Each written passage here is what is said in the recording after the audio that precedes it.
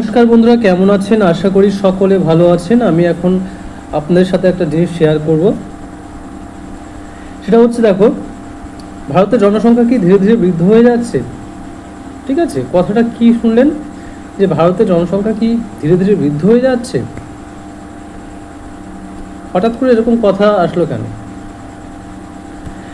নমস্কার বন্ধুরা, আবারও আপনাদের স্বাগত জানাই। আজ আমরা এমন একটি বিষয় নিয়ে আলোচনা করব যা ভারতের ভবিষ্যৎ, অর্থনীতি, কর্মসংস্থান আর সমাজ সব কিছুর উপর গভীর প্রভাব ফেলতে পারে। এটা হচ্ছে এমন একটা টপিক, সুতরাং শেষ পর্যন্ত দেখুন।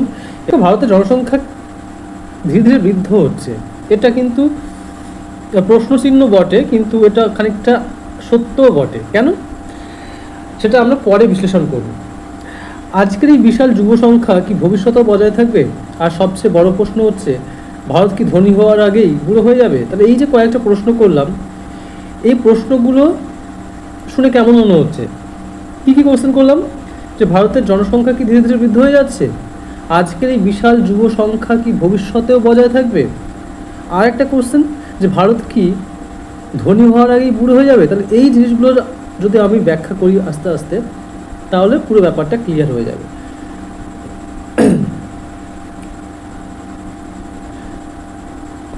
আসলে পপুলেশন পিরামিড বা জনসংখ্যা পিরামিড দেখলে, যে ভারতের যে পপুলেশন পিরামিড রয়েছে, সেটা দেখলে একটা চমকপ্রদ তথ্য উঠে আসে। কীরকম?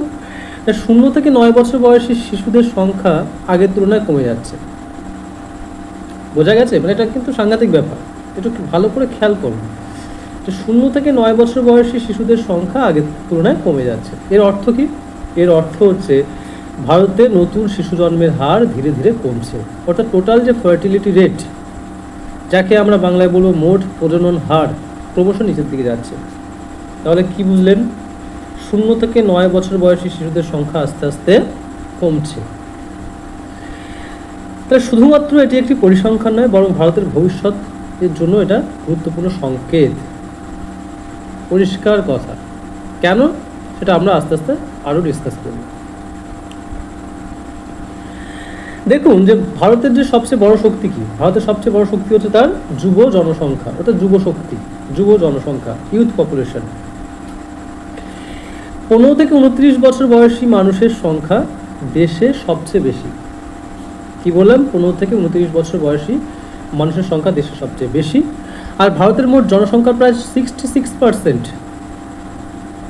এই 15 থেকে 59 বছর বয়সের মধ্যে কার লোকজন। তাহলে যে 66% পপুলেশন, তাদের এজ কত? 15 থেকে 59।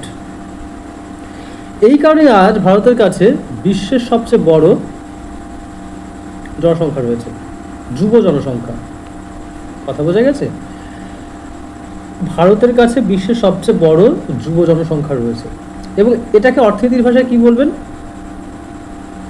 এটাকে অর্থনীতির ভাষায় বলবেন, ডেমোগ্রাফিক ডিভাইডেন্ড। ডেমোগ্রাফিক ডিভাইডেন্ড মানে যেটা এমন একটা পরিস্থিতি যেখানে শিশু, বৃদ্ধ মানুষের সংখ্যা তুলনামূলকভাবে কম এবং কর্মক্ষম যুবকদের সংখ্যা বেশি। ইতিহাসে এই ধরনের সুযোগ বারবার আসে না। তার ডেমোগ্রাফিক ডিভাইডেন্ড বলতে বুঝতে পারছেন? ডিভাইডেন্ড মানে তো লভ্যাংশ, লভ্যাংশ। ডেমোগ্রাফিক ডিভাইডেন্ড মানে হচ্ছে জনসংখ্যার বিন্যাসের লাভ। ডিভাইডেন্ড মানে লাভ। এটা কেমন লাভ? না, এমন এক পরিস্থিতি যেখানে শিশু এবং বৃদ্ধের সংখ্যা তুলনামূলকভাবে কম, কিন্তু কর্মক্ষম যুবকদের সংখ্যা অনেকটা বেশি।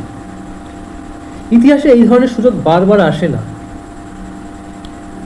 কিন্তু এটাও মনে রাখতে হবে যে এই সুযোগ চিরস্থায়ী নয়। এই যে সুযোগটা, এই যে ডেমোগ্রাফিক ডিভাইডেন্ডের ব্যাপারটা, এই যে সুযোগটা, এটার লাভ যদি আপনি তুলতে না পারেন, তাহলে এই যে সুযোগ, এই সুযোগটা চিরস্থায়ী থাকে না। সেটা আর একটু ডিসকাস করলে বুঝতে পারবো। কিরকম? যে আজ যে ব্যক্তি 25 বছর বয়স যার, সে 25 বছর পরে তার বয়স কত হবে? 50। ধরুন আজ যার বয়স 40, 20 বছর পরে তার বয়স কত হবে? 60, তাই না? তাহলে আজকের যে যুব সমাজ, সে একদিন বৃদ্ধ সমাজে পরিণত হবে। এটাই তো স্বাভাবিক ব্যাপার, খুব কমন ব্যাপার না? আজকে যে যুব সমাজ, সে একদিন 15 বছর, 20 বছর বা 30 বছর পরে গিয়ে সে বৃদ্ধ সমাজে পরিণত হবে। তখনই হবে সমস্যাটা কি, না এই যে বৃদ্ধ প্রজন্মের জায়গা নেওয়ার জন্য কি নতুন যুবক যুবতীরা কি পর্যাপ্ত সংখ্যায় থাকবে? কেননা একটু আগে আমরা দেখলাম যে 0 থেকে 9 বছর বয়সী শিশুর সংখ্যা কিন্তু কমে গেছে, অনেকটাই কমছে। তাহলে আজকের যে যুবক সে পরে বৃদ্ধ হবে, আজকের যে শিশু সে পরে যুবক হবে। কিন্তু আজকের যে শিশুর সংখ্যা যদি কম থাকে, তাহলে সে আজকের যে এত সংখ্যক যুবক, কর্মক্ষম যুবকের সে সংখ্যাটার জায়গা কি নিতে পারবে? পারবে না। এটাই প্রশ্ন। এই জন্যই বলছি যে এই যে বৃদ্ধ প্রজন্মের জায়গা, যখন আমাদের এই যে প্রচুর সংখ্যক কর্মক্ষম যুব সমাজ একটা সময়ের পরে গিয়ে দেখা যাবে বৃদ্ধ সমাজে পরিণত হচ্ছে, তখন তাদের জায়গায় নতুন প্রজন্মের যুবক যুবতীরা কি পর্যাপ্ত সংখ্যায় থাকবে? এটাই প্রশ্ন। যদি না থাকে তাহলে কি হবে? দেশের অর্থনীতি এবং কর্মশক্তির উপর তার বিরাট প্রভাব পড়বে। বোঝা গেছে? যদি না থাকে তাহলে দেশের অর্থনীতি এবং কর্মশক্তির উপর তার বিরাট প্রভাব পড়বে। আর একটা গুরুত্বপূর্ণ টপিক, আর একটা জিনিস আলোচনা করব। এর ফলে কি হতে পারে, যে ageing before reach. Ageing before reach মানে, এজিং মানে কি? বুড়ো হয়ে যাওয়া। বিফোর মানে কি? আগে। রিচ মানে ধনী। তাই ধনী হওয়ার আগেই আপনি বুড়ো হয়ে যাবেন। শুধুমাত্র এই ধনী হয়ে যাওয়ার আগেই বুড়ো হয়ে যাওয়া, এটা শুধুমাত্র একটা দেশের ক্ষেত্রে নয়, একটা ব্যক্তির ক্ষেত্রে হতে পারে। ধরুন দেখা যাচ্ছে সে আর্থিকভাবে উন্নতি করতে যাওয়ার আগে, মানে করার আগে সে বুড়ো হয়ে গেছে। তাহলে বলুন, এরকম যদি সিচুয়েশন থাকে তাহলে জীবন কি ভালো হবে? জীবন কি সমস্যা মুক্ত হবে? আপনি কম বয়সে প্রতিষ্ঠিত হতে পারলেন না, আপনি প্রতিষ্ঠিত হতে হতে আপনার বয়স বুড়ো হয়ে গেল, আপনি বুড়ো হয়ে গেলেন, তাহলে তো আপনি জীবনটাকে সেইভাবে সেই উন্নত পর্যায়ে জীবনযাপন করতে পারলেন না। ঠিক দেশের ক্ষেত্রেও তাই, এজিং বিফোর রিচ, অর্থাৎ একটি দেশ ধনী বা উন্নত হওয়ার আগেই তার জনসংখ্যা বৃদ্ধি হয়ে যাচ্ছে। কেন এই কথাটা বললাম? এর কারণ হচ্ছে আমাদের দেশটা কিন্তু উন্নয়নশীল দেশ, মানে হচ্ছে ডেভেলপিং কান্ট্রি। এ এখনো ডেভেলপড হয়নি, উন্নত হয়নি। তাহলে আজকের যে প্রচুর যুব সংখ্যা, প্রচুর পরিমাণে কর্মক্ষম যুব সংখ্যা রয়েছে আমাদের এখানে, আর 20 বছর পরে গিয়ে তো, আর 30 বছর পরে গিয়ে তো সেগুলো বৃদ্ধ হয়ে যাবে, তখন তো এই সুযোগটা আর থাকবে না। কিন্তু তার আগে কি আমরা ধনী হতে পারবো, উন্নত দেশ হতে পারবো? এটাই প্রশ্ন। যদি না পারি তাহলে প্রবলেম। কথা বোঝা গেছে? তাহলে এজিং বিফোর রিচ মানে আপনি ধনী হওয়ার আগেই বৃদ্ধ হয়ে যাচ্ছেন। মানে ব্যক্তিগত জীবনেও এরকম আমরা দেখছি যে আমরা চাই বৃদ্ধ হওয়ার আগে যেমন আর্থিকভাবে প্রতিষ্ঠিত হতে পারি, ঠিক তেমনি একটি দেশও তেমনই চায়। দেশের ক্ষেত্রেও তাই প্রযোজ্য যে একটি দেশ বৃদ্ধ হওয়ার আগে যেন সে উন্নত দেশে পরিণত হয়। যদি উন্নত হওয়ার আগেই দেশের অধিকাংশ বৃদ্ধ মানুষ যদি বৃদ্ধ হয়ে যায়, তাহলে উন্নয়নের গতি অনেকটাই কমে যায়। কথা বোঝা গেছে? ইন্টারেস্টিং টপিক কিন্তু এটা। এবার আসি জাপান, দক্ষিণ কোরিয়া এবং চীনের যে অভিজ্ঞতা, এরকম সিচুয়েশন এদেরও ছিল, ভারতবর্ষের মতো সিচুয়েশন। কেন? আজ জাপান, দক্ষিণ কোরিয়া, চীনের মতো দেশগুলিতে কাজ করার উপযুক্ত মানুষের সংখ্যা ধীরে ধীরে কমে যাচ্ছে। এক সময় দেশগুলির অবস্থা ভারতের মতোই ছিল, তাদের কাছেও বিশাল যুব জনসংখ্যা ছিল। কিন্তু সময়ের সঙ্গে সঙ্গে কি হয়েছে? সময়ের সঙ্গে সঙ্গে যুবকদের সংখ্যা কমেছে, বৃদ্ধ মানুষের সংখ্যা বেড়েছে। কথা বোঝা যাচ্ছে? জাপান, দক্ষিণ কোরিয়া, চীন এদেরও কিন্তু একসময় এরকমই ভারতের মতোই বিশাল যুব জনসংখ্যা ছিল। কিন্তু একটা সময় গিয়ে দেখা যাচ্ছে সেই যুবকদের সংখ্যা কমেছে এবং বৃদ্ধ মানুষের সংখ্যা বেড়েছে। ফলে এই দেশগুলির একটা বড় অংশই প্রবীণ জনগোষ্ঠীতে পরিণত হয়েছে। বুঝলে? তাহলে কি হবে এবার? ভারতের সামনে কি চ্যালেঞ্জ আছে? হ্যাঁ, ভারতের সামনে বড় চ্যালেঞ্জ রয়েছে। কীরকম উদ্বেগের বিষয় রয়েছে ভারতের সামনে?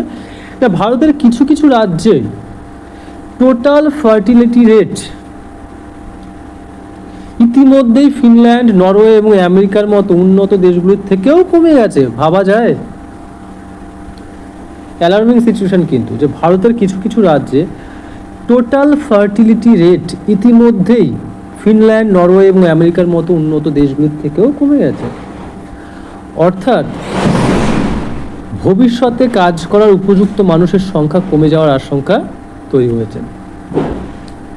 তার মানে ভবিষ্যতে যে ভারতে কাজ করার যে উপযুক্ত মানুষের সংখ্যা কমে যাওয়ার আশঙ্কা তৈরি হয়েছে। এখন সবচেয়ে বড় প্রশ্ন হলো যে ভারত কি উন্নত দেশ হওয়ার আগেই বৃদ্ধ সমাজে পরিণত হবে?